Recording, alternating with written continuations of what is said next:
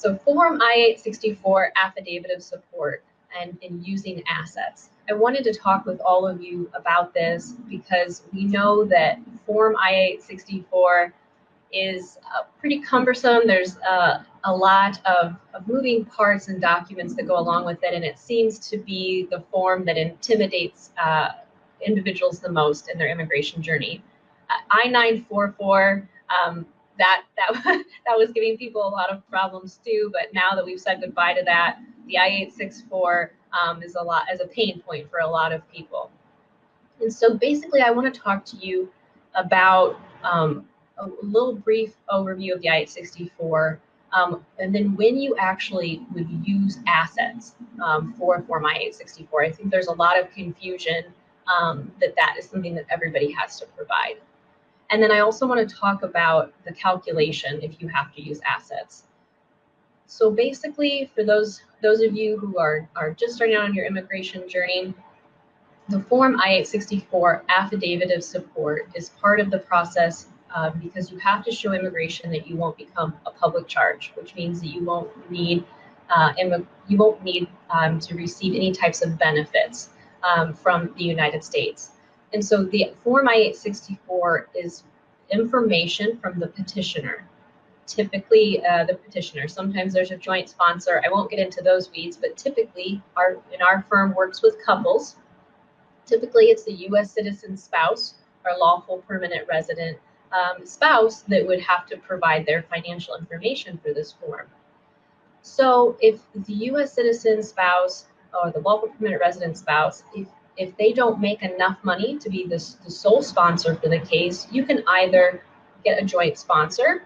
We have separate videos from that, or you could use your assets to supplement your income. And so basically there is another form called I-864P, and we have videos about that too, but it's the poverty guidelines, and that's the form that you'll start with, Form I-864P. As a U.S. citizen petitioner or lawful permanent resident petitioner, you'll start with that form. You'll look at your household size and you'll look at how much your current annual income needs to be. If you do not make that amount, then one of the things you can do, as I mentioned, is use your assets. So you only need to use your assets if you don't make enough according to Form I-864P. You don't have to provide assets if you make enough. And what I mean by use assets is that immigration, and I'm going to pull this up to here. Immigration allows you to use assets, things of value. And assets can only be used if only assets that can be converted into cash within 1 year and without considerable hardship or financial loss to the owner may be included. So that's fancy language to say examples of things like a house. That's pretty common if you have a home that you're buying, even if you have a mortgage. If you have equity, which is the value of the home minus the mortgage that you're paying. Also 401k, retirement plans, savings accounts. So anything that could be converted into cash that can be liquidated. So that's an asset. So you can actually, if you don't make enough, then you could actually use these assets in your life to make up the difference. And it's not going to be a dollar for dollar difference. I definitely, I do all right. I do well with math, but it's not my strong suit. So I know that that's probably a pain point for others as well. So this is a judgment-free zone. So I want to break it down for everybody so you can understand exactly how to do the calculation yourself. So let's make, basically here, I'll pull up the next tab here in just a second. Basically, if you were to look at the I-864P, you find your household size, you find how much it is that you're supposed to make.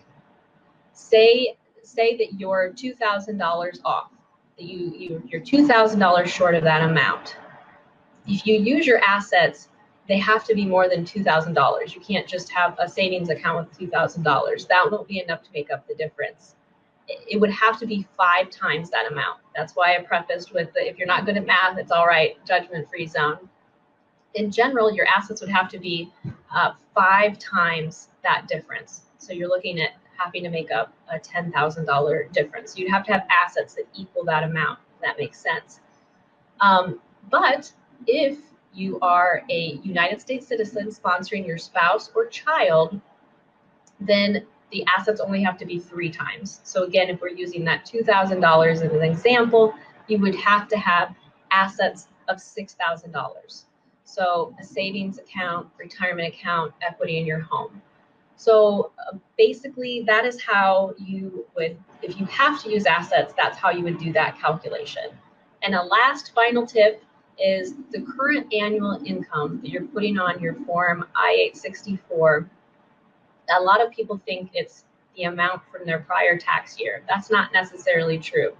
Your current annual income, you'll want to look at your current job, how much you make an hour or salary, and what that would equate to for that year. So if you have a new job that maybe you didn't have in the prior year and you're making more, your current annual income isn't necessarily going to be what was on your taxes the prior year.